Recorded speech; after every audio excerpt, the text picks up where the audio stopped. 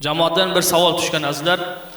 SMS orqali domla ayoliga taloq deb yozsa, taloq tushadimi degan savol tushgan. Dar haqiqat bugungi kunda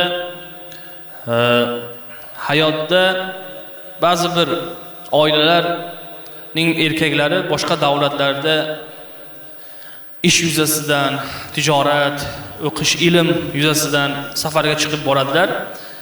Ba'zida hayotda er va ayol o'rtasida, oilalar o'rtasida kelishmovchiliklar yuzaga kelishi mumkin. Shunda erkak SMSda ayolga taloq deb yozsa taloq tushadimi degan savolga ulamolarimiz avvalambor bu masalani aytadilarki,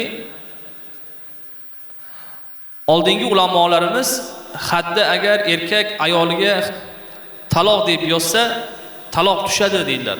Demak, SMSda ham taloq lafzini yozdimi, sen taloqsan deb ayolga yozdimi, demak taloq tushadi. Nechi taloqni aytgan bo'lsa o'sha tushadi deydilar. Va agar xat orqali jo'natgan bo'lsa, xat qachon kelib tushsa o'sha kundan tushadi.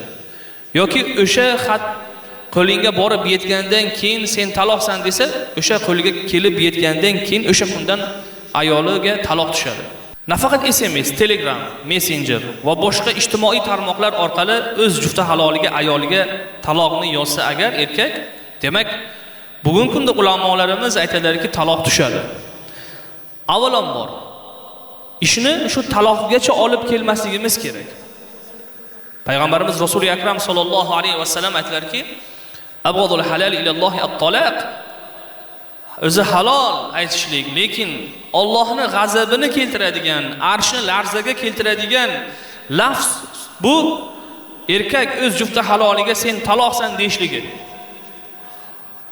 Ya'ni taloq lafzi shunchalik yomonki, hattoki Allohning g'azabini keltiradi, hattoki arsh larzaga kelar ekan. Bundan siz biz ogoh bo'lmoqligimiz, ishni taloqgacha olib bormasligimiz, inshaalloh bir-birimizga nasihat qilib qo'ymoqligimiz va o'rtalariga insonlarni nasihat qildirmoqligimiz kerak.